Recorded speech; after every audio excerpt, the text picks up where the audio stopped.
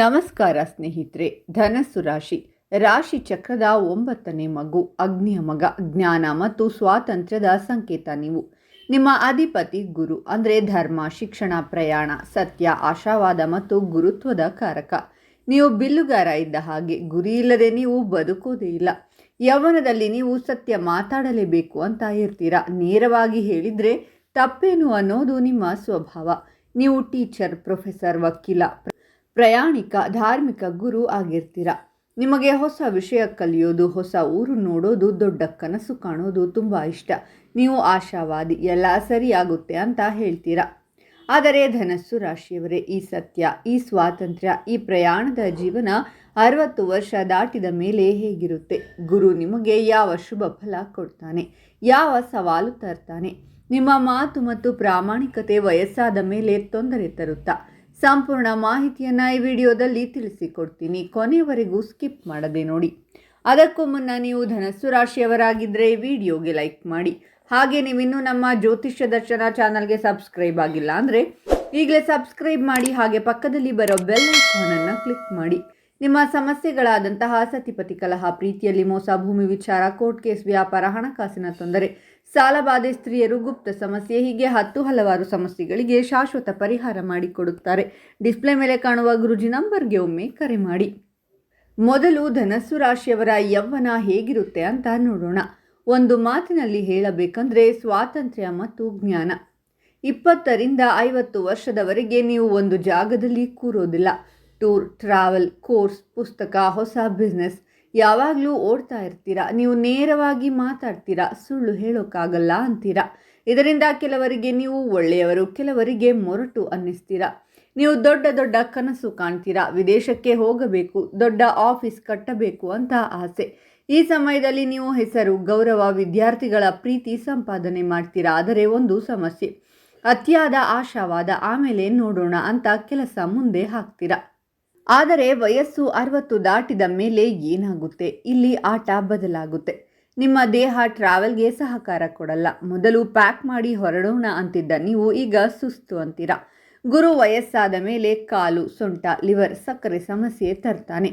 ಮೊದಲು ನೀವು ಕ್ಲಾಸ್ನಲ್ಲಿ 200 ಜನಕ್ಕೆ ಲೆಕ್ಚರ್ ಕೊಡ್ತಿದ್ರಿ, ಈಗ ಯಾರೂ ಕೇಳಲ್ಲ. ಅಜ್ಜ ಏನೋ ಹೇಳ್ತಾರೆ ಬಿಡು ಅಂತಾರೆ. ಇದು ಧನಸ್ಸು ರಾಶಿಯವರಿಗೆ ಮೊದಲನೇ ದೊಡ್ಡ ಪರೀಕ್ಷೆ. ಯಾಕಂದರೆ ನನ್ನ ಮಾತಿಗೆ ಬೆಲೆ ಇಲ್ಲ ಅನ್ನೋ ನೋವು ನಿಮಗೆ ತುಂಬ ಆಗುತ್ತೆ.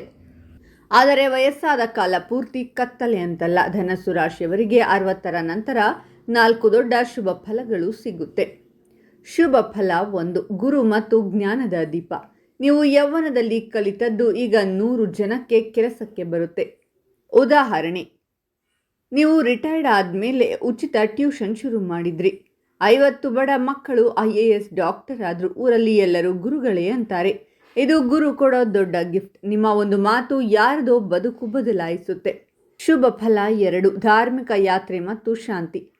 ರಿಟೈರ್ಡ್ ಆದಮೇಲೆ ನಿಮಗೆ ಟೈಮ್ ಮತ್ತು ಹಣ ಸಿಗುತ್ತೆ. ಆಗ ನೀವು ಕಾಶಿ, ರಾಮೇಶ್ವರ, ಕೇದಾರ, 4 ಧಾಮ್ ಟೂರ್ ಮಾಡ್ತೀರಾ.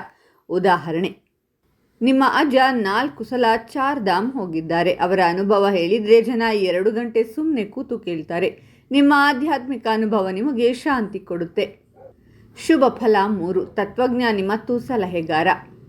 ನಿಮ್ಮ ಆಶಾವಾದ ಮತ್ತು ದೊಡ್ಡ ಯೋಚನೆ ಈಗ ಜನಕ್ಕೆ ಬೇಕು. ಫ್ಯಾಮಿಲಿ ಪ್ರಾಬ್ಲಮ್ ಬಂದಾಗ ಅಜ್ಜ ಏನು ಹೇಳ್ತಾರೆ ಅಂತ ಕೇಳ್ತಾರೆ. ಉದಾಹರಣೆ, ಮಗ ಬಿಸ್ನೆಸ್ನಲ್ಲಿ ನಷ್ಟ ಆದಾಗ ನೀವು ಇದು ಕೇವಲ ಫೇಸ್, ಮುಂದೆ ಒಳ್ಳೆಯದಾಗುತ್ತೆ ಅಂತ ಧೈರ್ಯ ಕೊಡ್ತೀರಾ. 6 ತಿಂಗಳ ನಂತರ ನಿಜವಾಗ್ಲೂ ಲಾಭ ಆಗುತ್ತೆ. ನಿಮ್ಮ ಮಾತು ಭವಿಷ್ಯವಾಣಿ ಆಗುತ್ತೆ.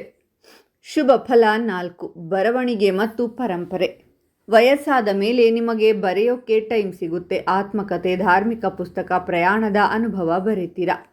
ಉದಾಹರಣೆ, ಅನೇಕ ಧನಸ್ಸು ರಾಶಿಯವರು 65ರ ನಂತರ ಯೂಟ್ಯೂಬ್ ಚಾನಲ್ ಶುರು ಮಾಡಿ ಗೀತಾ ಉಪನ್ಯಾಸ ಹೇಳ್ತಾರೆ. 1 ಲಕ್ಷ ಸಬ್ಸ್ಕ್ರೈಬರ್ ಸಿಗುತ್ತೆ. ನಿಮ್ಮ ಜ್ಞಾನ ಮುಂದಿನ ತಲೆಮಾರಿಗೆ ಉಳಿಯುತ್ತೆ. ಈಗ 4 ದೊಡ್ಡ ಸವಾಲುಗಳ ಬಗ್ಗೆ ಮಾತಾಡೋಣ. ಸವಾಲು 1, ನೇರ ಮಾತು ಮತ್ತು ಸಂಬಂಧದ ಬಿರುಕು. ಧನಸ್ಸು ರಾಶಿಯವರಿಗೆ ಫಿಲ್ಟರ್ ಇಲ್ಲ. ವಯಸ್ಸಾದ ಮೇಲೆ ಸೊಸೆ ಅಡುಗೆ ಚೆನ್ನಾಗಿಲ್ಲ ಅಂತ ನೇರವಾಗಿ ಹೇಳ್ತೀರಾ. ಮಗನಿಗೆ ನೀನು ಸೋಮಾರಿ ಅಂತಾರೆ. ಉದಾಹರಣೆ, ಒಳ್ಳೆಯ ಉದ್ದೇಶಕ್ಕೆ ಹೇಳಿದ್ರು ಜನ ನೋವಾಗುತ್ತೆ. ಇದರಿಂದ ಮನೆಯಲ್ಲಿ ದೂರ. ನಿಮ್ಮ ಪ್ರಾಮಾಣಿಕತೆ ನಿಮಗೆ ಶತ್ರು ಆಗುತ್ತೆ. ಸವಾಲು 2 ಆರೋಗ್ಯದ ಪರೀಕ್ಷೆ. ಧನಸ್ಸು ರಾಶಿ ಕಾಲು, ಸೊಂಟ, ಲಿವರ್, ಸಕ್ಕರೆ, ತೂಕಕ್ಕೆ ಸಂಬಂಧಿಸಿದ್ದು. ವಯಸ್ಸಾದ ಮೇಲೆ ಮೊಣಕಾಲು ನೋವು, ಸಿಯಾಟಿಕಾ, ಶುಗರ್, ಫ್ಯಾಟಿ ಲಿವರ್ ಕಾಮನ್. ಯಾಕಂದರೆ ನೀವು ಯೌವನದಲ್ಲಿ ತಿನ್ನೋದಕ್ಕೆ ಟೈಮ್ ಇರಲಿಲ್ಲ, ಓಡ್ತಾನೇ ಇದ್ರಿ.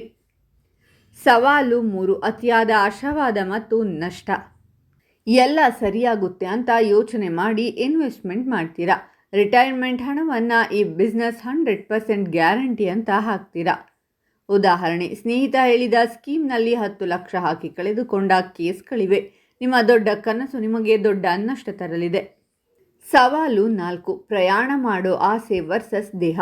ಮನಸ್ಸು ವಿದೇಶಕ್ಕೆ ಹೋಗಬೇಕು ಅಂತ ಇರುತ್ತೆ, ಆದರೆ ಕಾಲು ನೋವು, ಬಿಪಿಯಿಂದ ಹೋಗೋಕ್ಕಾಗಲ್ಲ. ಉದಾಹರಣೆ, ಪ್ಲ್ಯಾನ್ ಮಾಡಿದ ಟೂರ್ಗೆ ಹೆಲ್ತ್ ಕಾರಣದಿಂದ ಹೋಗೋಕ್ಕೆ ಆಗಲ್ಲ. ಇದರಿಂದ ತುಂಬ ಫ್ರಸ್ಟ್ರೇಷನ್. ಹಾಗಾದರೆ ಧನಸ್ಸು ರಾಶಿಯವರು ವಯಸ್ಸಾದ ಕಾಲದಲ್ಲಿ ಖುಷಿಯಾಗಿರೋದು ಹೇಗೆ? 3 ಮಂತ್ರಗಳನ್ನು ತಿಳಿಸಿಕೊಡ್ತೀನಿ ನೋಡಿ. ಮಂತ್ರ 1, ಸತ್ಯ ಹೇಳಿ ಆದರೆ ಸಕ್ಕರೆ ಹಾಕಿ. ನೇರವಾಗಿ ಹೇಳಿ ಆದರೆ ಪ್ರೀತಿಯಿಂದ ಹೇಳಿ. ಅಡುಗೆ ಚೆನ್ನಾಗಿಲ್ಲ ಅನ್ನೋ ಬದಲು ಇದರಲ್ಲಿ ಇನ್ನೂ ಸ್ವಲ್ಪ ಉಪ್ಪು ಹಾಕಿದರೆ ಸೂಪರ್ ಆಗುತ್ತೆ ಅಂತ ಹೇಳಿ. ಮಂತ್ರ 2, ದೇಹ ಮತ್ತು ಪ್ರಯಾಣದ ಬ್ಯಾಲೆನ್ಸ್. ದಿನ 30 ನಿಮಿಷ ವಾಕಿಂಗ್, ಮೊಣಕಾಲು ಎಕ್ಸಸೈಸ್ ಮಾಡಿ. ದೊಡ್ಡ ಟೂರ್ ಮಾಡೋಕ್ಕೆ ಆಗಿಲ್ಲ ಅಂದರೆ ಹತ್ತಿರದ ದೇವಸ್ಥಾನಕ್ಕೆ ಹೋಗಿ, ನಿಮ್ಮ ಆತ್ಮ ತೃಪ್ತಿಯಾಗುತ್ತೆ. ಮಂತ್ರ 3, ಕಲಿಸು ಮತ್ತು ಬರೆ.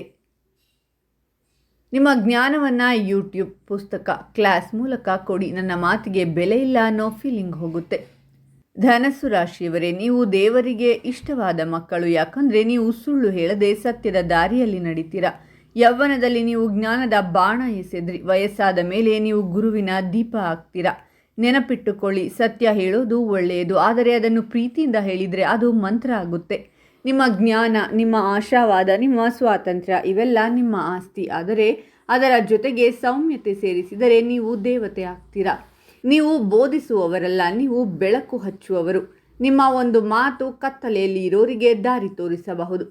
ಕೊನೆಗಾಲದಲ್ಲಿ ನಿಮ್ಮ ಜೊತೆ ಇರೋದು ಹಣ ಅಲ್ಲ, ಹೆಸರಲ್ಲ, ನಿಮ್ಮಿಂದ ಜ್ಞಾನ ಪಡೆದ ಜನರ ಆಶೀರ್ವಾದ. ಅದನ್ನು ಸಂಪಾದನೆ ಮಾಡಿ. ಯೌವನದಲ್ಲಿ ಪ್ರಪಂಚ ಸುತ್ತಿದ್ರಿ. ವಯಸ್ಸಾದ ಮೇಲೆ ನಿಮ್ಮೊಳಗೆ ಪ್ರಯಾಣ ಮಾಡಿ. ಸತ್ಯ ಹೇಳಿ, ಆದರೆ ಪ್ರೀತಿಯಿಂದ ಹೇಳಿ. ಈ ವಿಡಿಯೋ ಇಷ್ಟ ಆಯಿತಾ? ಓಂ ಗುರುಭ್ಯೋ ನಮಃ ಅಂತ ಕಾಮೆಂಟ್ ಮಾಡಿ. ಗುರುದೇವನ ಆಶೀರ್ವಾದ ಪಡೆಯಿರಿ.